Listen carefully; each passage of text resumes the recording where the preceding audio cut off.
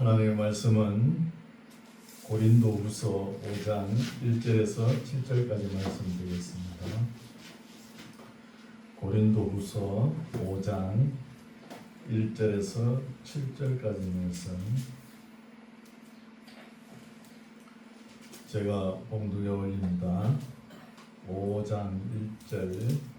만일 땅에 있는 우리의 장막집이 무너지면 하나님께서 지으신 집 곧 손으로 지은 것이 아니요 하늘에 있는 영원한 집이 우리에게 있는 줄 아나니 과연 우리가 여기서 탄식하며 하늘로부터 오는 우리 처소로 덧입기를 간절히 사모하노니 이렇게 이 몸은 벗은 자들로 발견되지 않으려 함이라. 이 장막에 있는 우리가 짐진 것 같이 탄식하는 것은 벗고자 함이 아니요 오직 덧입고자 함이니 죽을 것이 생명에게 삼킨 바 되게 하려 함이라. 곧 이것을 우리에게 이루게 하시고 보정으로 성령을 우리에게 주시는 하나님이시니라. 이러므로 우리가 항상 담대하여 몸에 거할 때에는 주와 따로 거하는 줄을 아노니 이는 우리가 믿음으로 행하고 보는 것으로 하지 아니함이로라. 아멘. 할렐루야. 반갑습니다. 오늘도 하나님께서 우리를 사랑하십니다. 어렵고 힘든 일이 있더라도 하나님께서 우리를 버렸나 이런 생각 가지지 마시고 믿음 생활 아직까지는 과정이죠. 결론이 아닙니다. 과정이니까 굳건한 믿음으로 믿음 생활 하시기 바랍니다. 오늘 말씀은 역시 고린도 전후서는 어렵지요. 읽어보니까 어려운 단어가 하나도 없는데 어려워요. 이게 왜 이렇게 어려우냐 하면은 그 뒤에 배경이 있다는 것입니다. 바울이 지금 고린도 지역에 가서 교회를 개척하고 고린도 지역에 문제가 있으니까 고린도에 편지를 보내는 것이죠. 고린도 지역은 헬라 문화권에 있습니다. 헬라 사람들은 철학을 많이 했죠. 많이 생각했다는 것이죠. 그런데 헬라 철학 사상이 뭐냐 하면 영은 선한 것이요 육체는 악한 것이다. 선한 영이 육체라는 감옥에 있는데 갇혀 있는데 이것을 어떻게 해방하느냐? 죽음을 통해서 해방한다는 거예요. 그래서 죽음의 철학을 한 것이죠. 대단한 철학이죠, 그죠? 그러나 우리 기독교하고는 안 맞죠. 아니 영은 선한 것이고 육체는 악한 것입니까? 그렇지 않잖아요. 육체는 다만 그릇입니다. 그릇. 때로는 악의 도구로 사용이 되지만 육체가 악하기 전에 먼저 영혼이 악하다는 거예요. 아니 우리가 사람을 이렇게 해롭게 하는 손으로 해롭게 하면 육체는 손으로 해롭게 하지만 그 전에 뭐가요? 영혼이 악하다는 거예요. 영혼이. 그래서 영혼이 악한 일을 하느냐 선한 일을 하느냐 육체는 영혼에 말미암아 움직인다는 것입니다. 그러니 그릇에 불과하죠. 그래서 하나님께서 영혼이 악하고 육체가 타락하면 죽음이라는 것이 있다는 거예요. 우리 선악과 사건 아시죠? 선악을 아는 열매를 따먹고 영생할까봐 하나님도 은근히 염려가 되시는 거예요. 우리가 이 세상에 아무리 힘들고 어려워도 어때요? 몸이 병들고 늙고 해도 우리 마음속에 기본적으로 내재되어 있는 것이 뭐냐 하면 하루라도 더 살고 싶죠? 안 그래요? 병원에 가서 골골해도 한 달이면 더 살고 싶다. 1년 더 살고 싶다. 이런 마음이 있잖아요. 그죠? 근데 어떤 목회자들은 또 사형제도 있잖아요. 사형제도 없애야 된다. 또 이렇게 나오는 목회자들도 있어요. 그건 또 하나님 말씀을 모르는 거예요. 우리가 이 상태로 아무리 역사가 진행이 된다 그러면 살만하죠. 아무리 그 회개 안 합니다. 안 해요. 아무리 죄를 지어도. 이렇게 좋은데 뭐 이렇게 좋은 세상인데 영원히 되면 얼마나 좋아요. 그렇죠? 그러나 사람이 죽음이 있고 사형제도가 있기 때문에 미래의 내세에 대해서 생각하고 겸손해진다는 거예요. 겸손해지는 거예요. 그래서 우리가 이 헬라 철학이 뭐냐면 영은 선한 것이고 이 육체 악한 것에서 계속 벗어나고 싶어 하는 거예요. 벗어나고 싶어. 근데 우리 하나님은 죽음을 통해 가지고 인간이 살면 한 120년 정도 건강관리 잘하면 살 수 있죠. 제가 한 130년 이래 살았다는 분 아직 못 들어봤어요. 120년까지는 살 수 있는 거죠. 그렇다면 계속 죽음이 없어가 되느냐? 사형제도가 있어야 되는 거예요. 사형제도도 하나님께서 내신 거예요. 그 사형수들이 무기수가 되어보세요. 그 어쩌든지 잘 보여가지고 또 세상으로 나옵니다. 그 회개 안 해요. 죽음이 있고 사형제도 있기 때문에 내가 이제 더 나아갈 곳이 없구나. 더 죄지을 곳이 없구나. 그러면서 회개하고 예수님을 영접하는 경우가 들어있잖아요. 그런 거예요. 그래서 우리 인생길은 하나님께서 딱 정해주셨죠. 뭐 강건하면 80이죠. 120까지 사는 사람은 참 드물잖아요. 그래서 우리가 태어나면서 이 사망의 씨앗을 가지고 태어난다는 거예요. 한시성조 이렇게 들어보셨죠? 다 우리는 시한부 인생이라는 거예요. 어느 시점까지 살다가 어느 시점이 되면은 다 돌아간다는 거예요. 믿는 사람은 하나님 품으로 가겠죠. 그렇죠. 그래서 다 시한부 인생이니까 우리 인생 길을 대면대면 살아면 안 된다는 거예요. 먹는 것이나 마시는 것이나 일을 하든 무슨 일을 하든 그렇죠? 최선을 다해서 살아가시기 바랍니다. 본문 살펴보겠습니다. 5장 1절 만일 땅에 있는 우리의 장막집이 무너지면 땅에 있는 장막은 육체이죠. 우리 육체도 참 잘 지었죠. 하나님께서 50년 60년 써먹어도 그래도 괜찮죠. 몸이. 이 튼튼한 육체는 영원히 가지 않는다는 거예요. 만일 땅에 있는 우리의 장막집이 무너지면 하나님께서 지으신 집 곧 손으로 지은 것이 아니요 하늘에 있는 영원한 집이 우리에게 있는 줄 아나니. 하늘에 있는 영원한 집. 이거는 은유적으로 표현을 했죠. 이거는 영체입니다. 신령 몸으로 변한다는 거예요. 영원한 집에 우리에게 있는 줄을 아나니 이를 과연 우리가 여기서 탄식하며 하늘로부터 오는 우리 처소로 덧입기를 간절히 사모하노니. 바울이 여기서 왜 덧입기를 사모하노니 이렇게 기록해놨냐 하면 헬라 철학은 어때요? 영은 선한 것이니까 악한 육체에 감옥 같은 이 악한 육체에서 벗어나라 그러잖아요. 벗어나는 방법이 죽음을 통해서. 그래서 벗어나라고 하지만 헬라 철학은 안 맞죠. 그러나 우리 기독교는 뭐냐?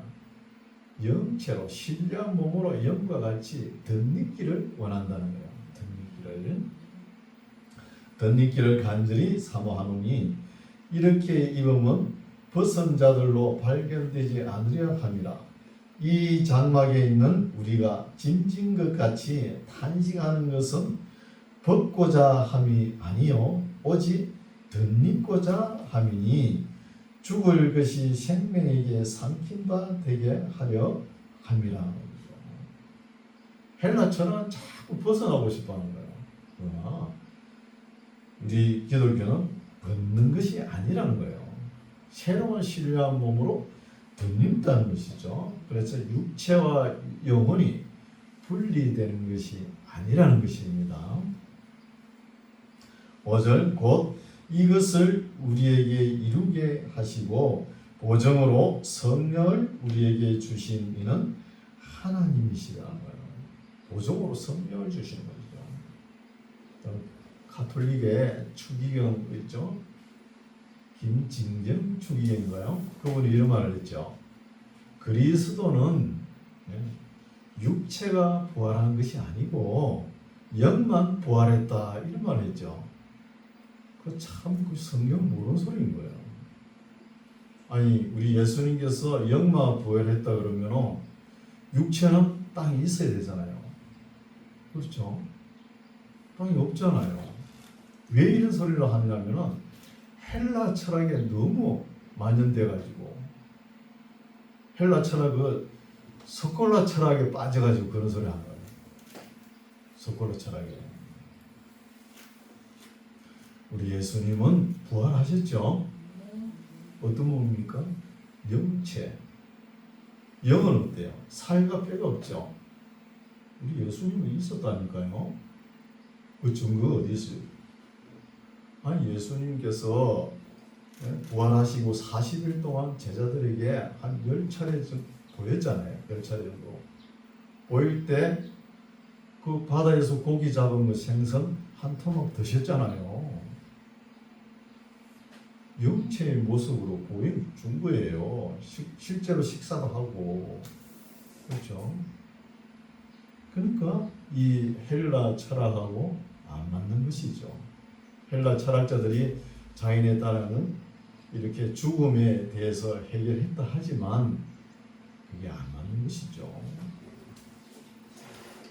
진리를 알면은 그 헬라 철학은 아무것도 아닙니다. 진리를 알면은 모르니까 뭐 대단한 거지 그렇게 생각하지만 6절 이러므로 우리가 항상 담대하여 몸에 거할 때에는 주와 따로 거하는 줄 아노니 이는 우리가 믿음으로 행하고 보는 것으로 하지 아니함이로라.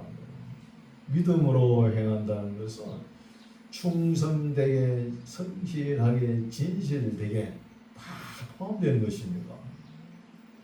우리가 하나님 안 보이죠? 안 보이잖아요. 안 보이는데 하나님께서 보는 앞에서 무슨 일을 행한다는 거예요. 보는 것처럼.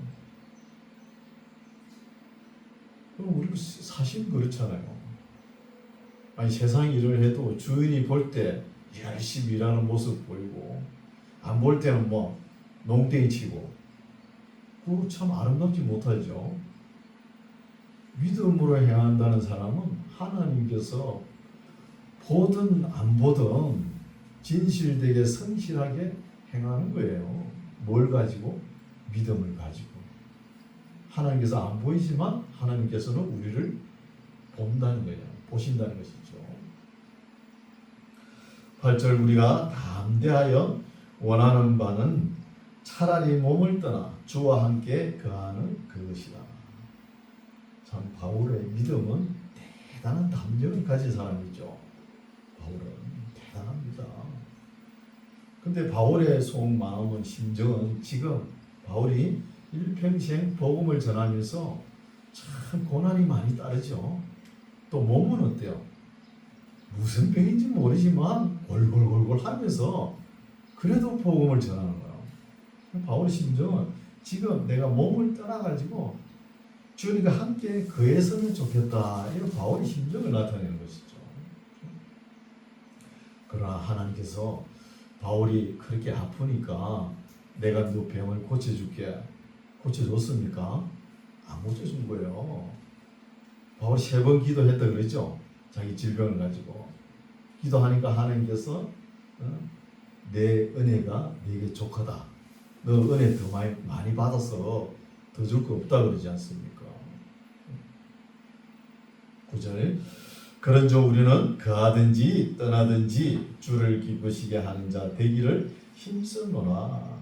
이는 우리가 다 반드시 그리스도의 심판대 앞에 드러나 각각 선악간에 그 몸으로 행한 것을 따라 받으려 함이라고요. 이 심판 때는 정죄의 심판이 아니죠. 무슨 심판이냐 하면 우리가 몸으로 행한 대로 심판이 임한다는 거예요. 어떤 사람은 참 바울 같은 사람은 가는 데마다 고난이 따르고 질병을 안고 어려움과 그 고난을 헤쳐가면서 예수님을 전가하지 않습니까? 순교를 각오하고 전하는 사람이 있는가 하면은 죽을 때 다 돼가지고 겨우 턱걸이 하듯이 그리고 구원받는 사람 있잖아요. 그렇다고 그러면은 순교를 각오하고 복음을 전한 사람하고 겨우 턱걸이 믿음으로 구원받은 사람하고 상급이 똑같으면 안 되겠죠. 또 어떤 목사님이 또 그래요. 아니 하나님 앞에 가면 상급이 똑같아야지 그거 틀리면 어떻게 한다고 다르면 그것도 성경을 모르는 소리예요.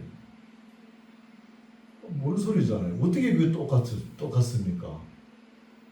똑같으면 하나님의 공평이 깨지는 것이죠. 똑같을 수 없는 거예요. 그래서 계시록의 말씀을 보면은 내가 너희에 줄 상이 있어. 상이 있는데 각 사람에게 일한 대로 갚으리라. 일한 대로 갚습니다. 우리가 상급이 있는 거예요. 각각입니다. 각각 선악간에 그 몸으로 행한 것을 따라 받는다는 것입니다. 11절 우리가 주의 두려우심을 알므로 사람을 권하노니 우리가 하나님 앞에 알리워졌고 또 너희의 양심에도 알리워졌기를 바라노라. 우리가 믿음 생활하면 어때요? 하나님께서 온 인류를 사랑하셨는데 인류 안에 속해 있는 나를 정말 사랑하실까? 나를 기억하실까? 이런 믿음 생활 회의를 느껴보셨어요? 저는 한번 생각해 봤어요. 그 수많은 사람들 중에 하나님께서 나를 정말 사랑하실까? 이런 질문이 있는 거예요. 있을 때 하나님께서는 내가 너 머리털까지 다 채워봤다 이러시잖아요. 우리는 머리카락을 달고 다니면서 우리 몸에 붙은 머리카락이 몇 가닥인지 모르죠. 저는 뭐 머리가 빠져가지고 뭐 몇 가닥 되지도 않겠지만 모르잖아요. 그래서 우리가 인생을 살아가다가 이런저런 사고, 고난, 환난, 고통, 어려움이 임하죠. 그런 어려움이 또 설상가상으로 확 밀려올 때가 있습니다. 그럴 때는 하나님 나에게 왜 이리 고통을 줍니까? 나를 정말 사랑하십니까? 내가 하나님의 은혜에서 떨어진 거 아닙니까? 이렇게 생각할 수 있는 거예요. 그러나 그런 어려움이 있어도 하나님께서는 우리를 사랑하십니다. 사랑하신다는 거예요. 그리고 그 마리아 가정 보세요. 마리아. 또 오빠 나사로 나병 환자잖아요. 그 가정은 마리아가 또 무슨 일을 합니까? 창녀잖아요. 그런 어려운 일을 하면서도 우리 예수님께서 친구잖아요. 또 나사로가 친구인데도 그대로 두고 사랑하는 거예요. 그렇게 어려움 있는 가정이지만 예수님의 능력으로 뭐 한 움큼 쥐가 떠주면 끝날 거 아닙니까? 그러지 않는다는 거예요. 바울도 지금 조금 있으면 엄청난 고난이 다가오는 거예요. 다가오지만 내 은혜가 네게 족하다. 너 은혜 많이 받았어. 거기에서 머무는 거예요.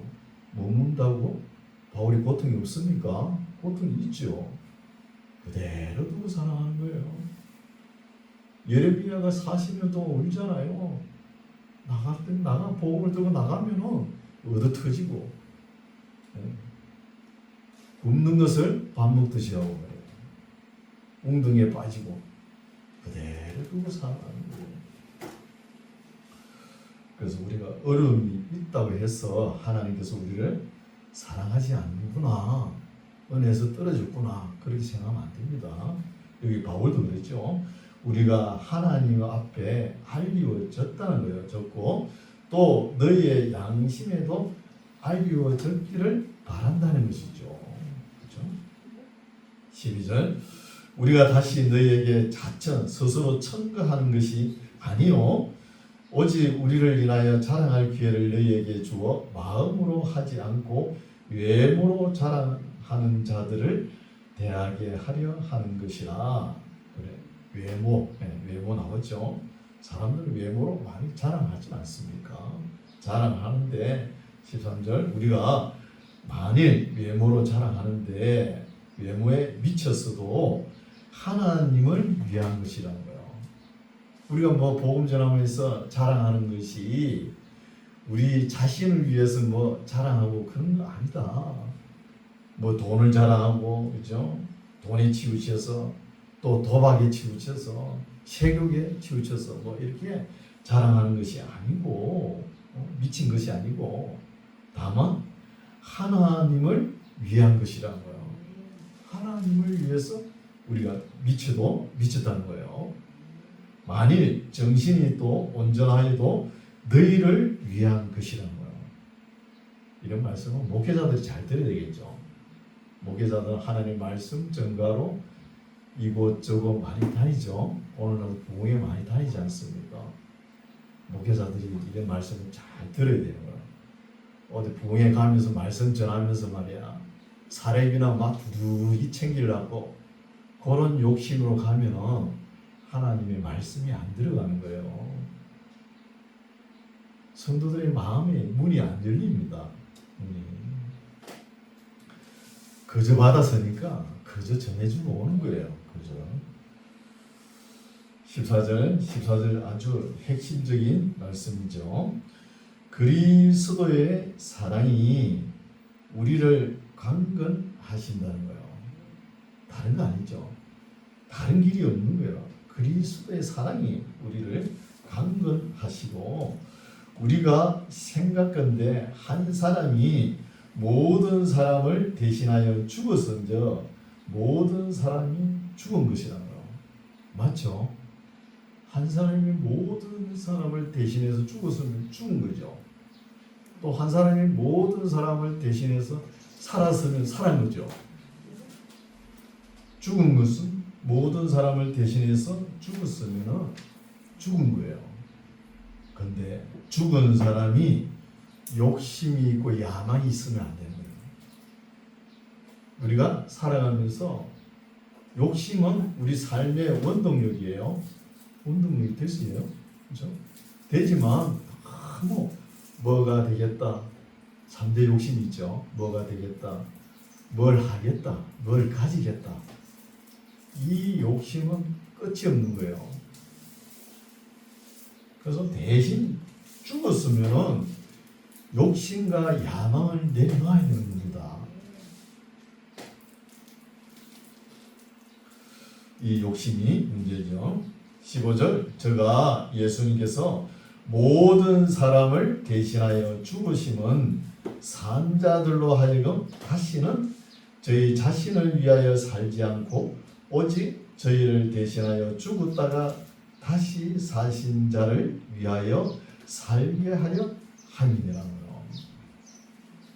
우리를 위해서 죽으신 예수 그리스도를 위해서 살게 한다는 겁니다. 이 기독교의 핵심이죠, 그죠? 여기서 우리가 좀 생각해야 될 것이 자신을 위하여 사는 거, 이게 재성이란 거예요. 자기가 자기를 위해 사는 거, 이게 재성입니다.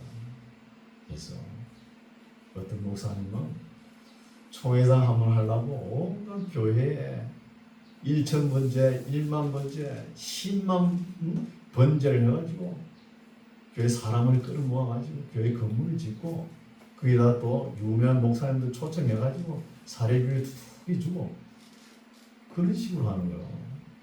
그래서 총회장 하면 뭐합니까? 그런 식으로 해가지고. 그렇죠? 그래서 우리 양계장 주인 있죠? 닭을 키우잖아요. 양계장 주인이 닭을 왜 키웁니까? 계란을, 다가를 얻기 위해서 키우잖아요. 근데 이 닭이 꼬고대하고 알을 낳았는데, 아, 이거 알 이건 내 끼다 그러면서 지가 깨먹어봐. 아, 이거 맛있는 거다 그러면서, 맛있다 그러면서. 그럼 어떻게 하면 닭 주인은 통닭집으로 보내겠죠, 그죠? 당장 보내야겠죠, 통닭집. 그게 자기가 자기를 위해서 하는 거예요. 소도 보죠, 소도. 아니, 소가 젖을 짜내는데, 아, 이거 젖이 내 거다 그러면서 지가 둘러 마셔봐. 주인은 어떻게 하는 거죠? 자기를 위해서 하는 이게 문제라는 거예요. 남자들이 군에 가면 어때요? 바느질 솜씨가 없잖아요. 솜씨가 없는데 뭐가 이 찢어진 거 보면은 어떻게 기워요? 안에서 그냥 막 묶어가지고 칭칭 감아버려요. 그 펼치가 입어보면 어때? 쭈그러져가지고 그죠? 그렇잖아요. 솜씨가 없는 거예요. 그래서 우리가 살아가면서 참 저도 그래요. 너무 이 재주가 없는 거야. 손재주가. 뭘 하나 만지가 뭐 내 생각대로 만들려고 그러면 안 되더라고 이게. 그래서 개고 일부 조금 하고 다른 사람들이 만들어 놓은 거 이런 것을 제가 다 받아들이면서 살잖아요. 우리가 먹고 마시고 이렇게 남는 거 다 어떻게 합니까? 이것을 위해 또 하나님 나라를 위해서 사는 거잖아요. 그죠? 근데 이게 뭐 자기가 필요한 거 자기가 다 해야 된다. 이렇게 생각하는 사람이죠. 그게 뭐예요? 재성이죠. 그래서 우리의 사는 모습은 다시는 저희 자신을 위하여 살지 않고 오직 저희를 대신하여 죽었다가 다시 사신 예수 그리스도죠. 그리스도를 위하여 살게 하려 함이라는 것이죠. 선악과 사건 때 하와 할머니가 어때요? 그 마귀가 와서 유혹하죠. 마귀가 유혹할 때 하와 보고 유혹할 때 저 선악과 열매를 보니까 너무 맛있는 것 같아. 그래서 하와 네가 가가지고 따가지고 와서 내게 가져와서 제사를 드리라. 그랬으면은 하와 할머니가 그 선악과 안 땄을 거예요. 근데 마귀는 그렇게 유혹 안 하죠. 어떻게 유혹? 네가 따서 네가 눈이 밝아 네가 하나님이 되라 그러잖아요. 그게 뭐 자기 자신을 위한 거죠. 네가 눈이 밝아 네가 먹고 하나님 되라 그러니까 그게 그냥 확 빠지는 거예요. 빠져가 딱 묻잖아요. 자기가 자신을 위한 거 재성 에고이스트입니다. 에고이스트.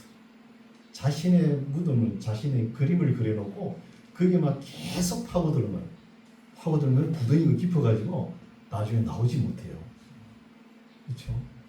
오늘의 현 삶이 되게 그런 거 아니에요. 그렇죠? 그래서 우리의 사는 모습은 다시 사신 자 예수 그리스도를 위하여 살게 하려 함이니라. 16절 그러므로 우리가 이제부터는 아무 사람도 육체대로 알지 아니하노라.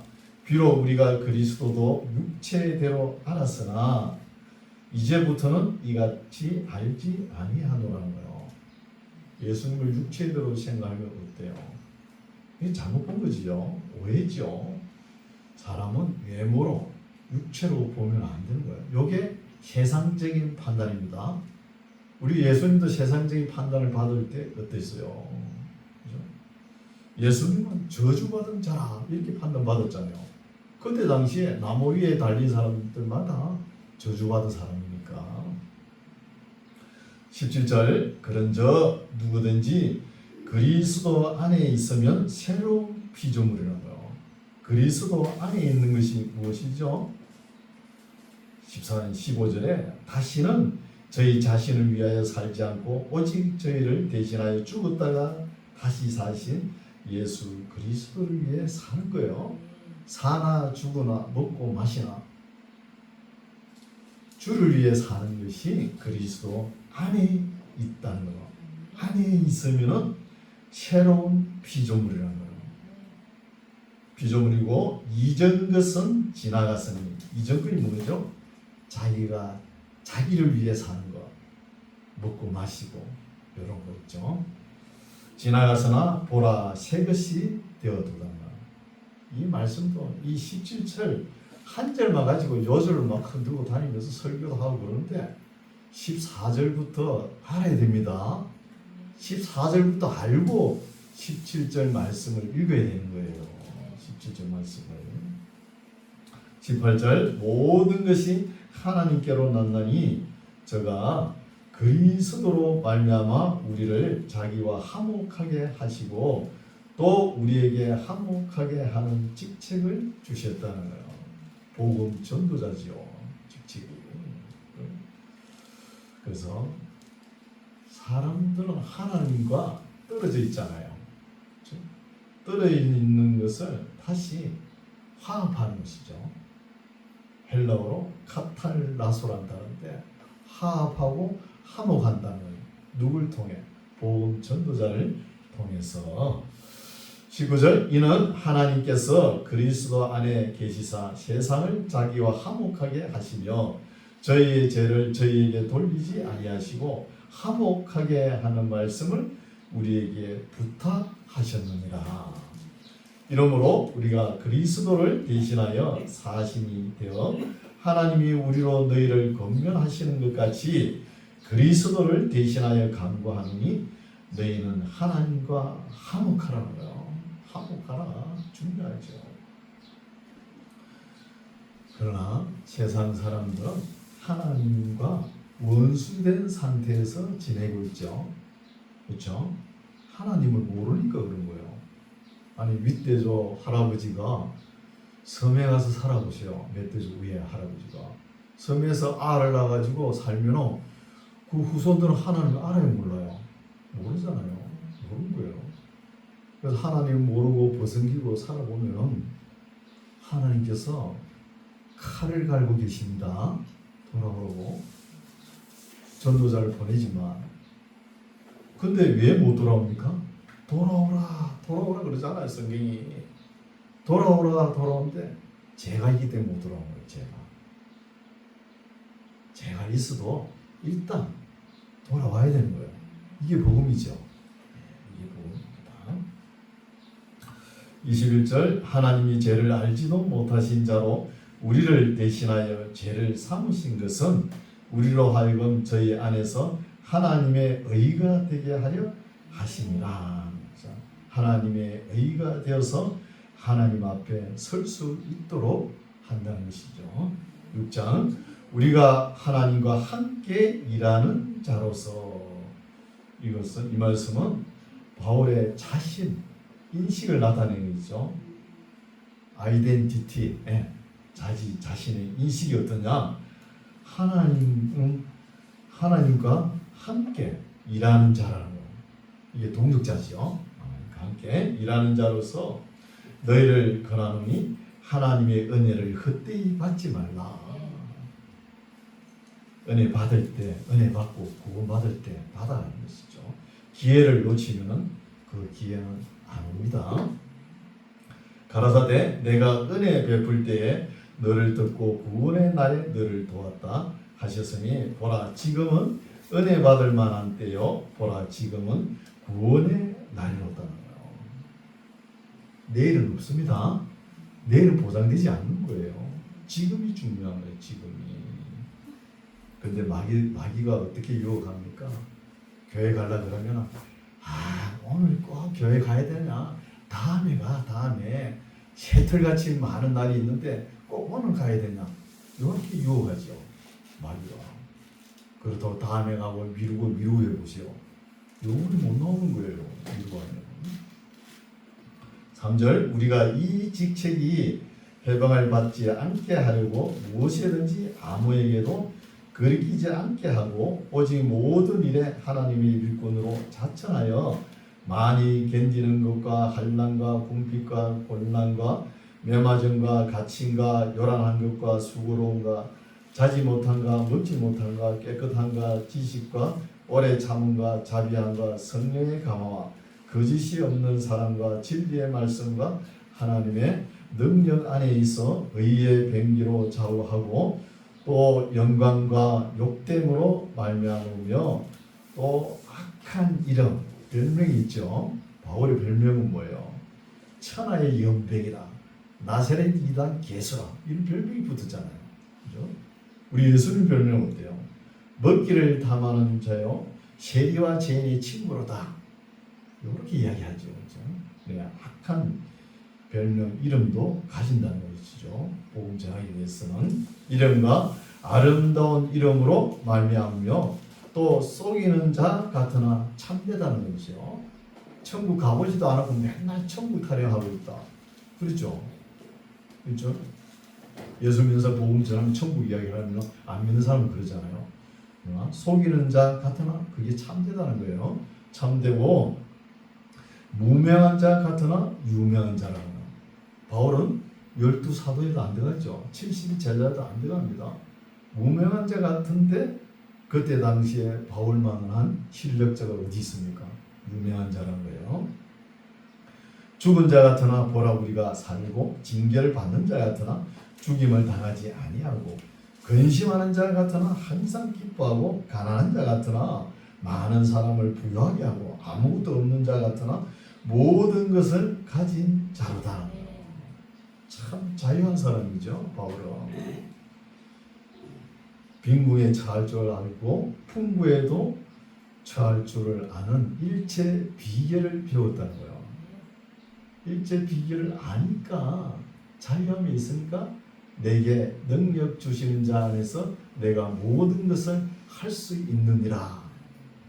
이렇게 고백하지 않습니까?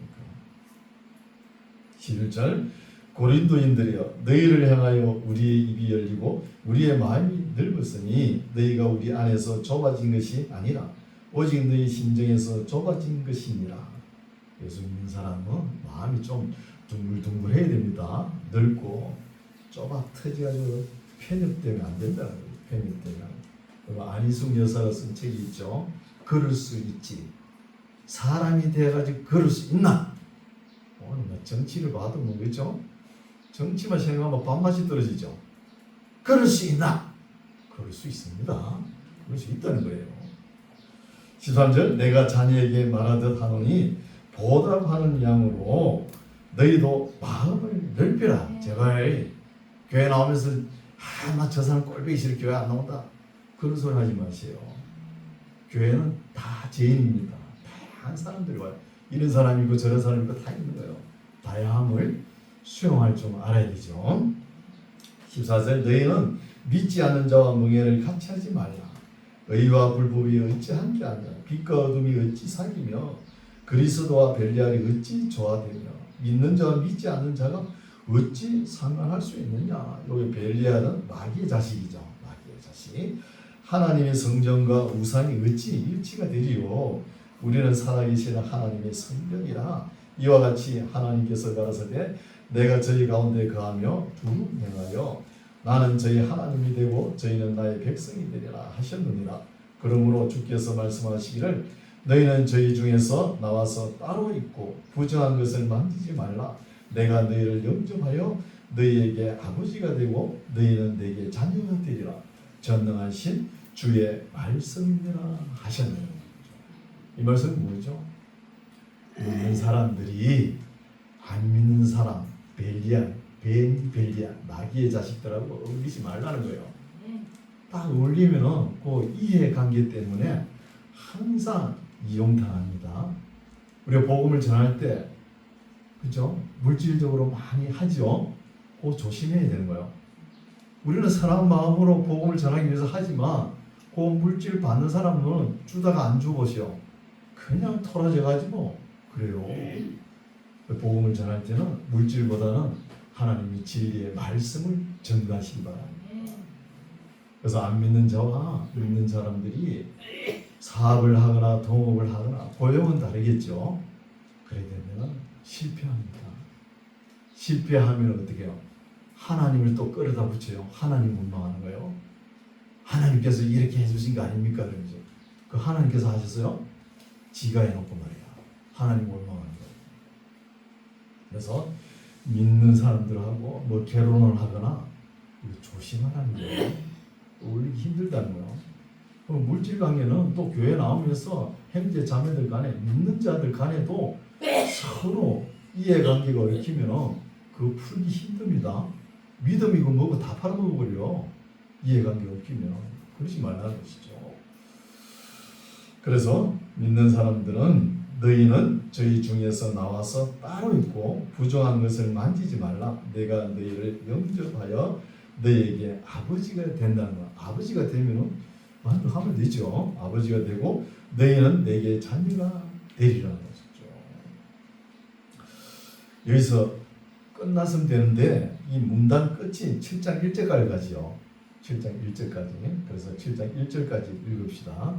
7장 1절은 결론적인 말씀이죠. 결론으로 그런즉 사랑하는 자들아 이 약속을 가진 우리가 하나님을 두려워하는 가운데서 거룩함을 온전히 이루어 육과 영의 온갖 더러운 것에서 자신을 깨끗게 하자.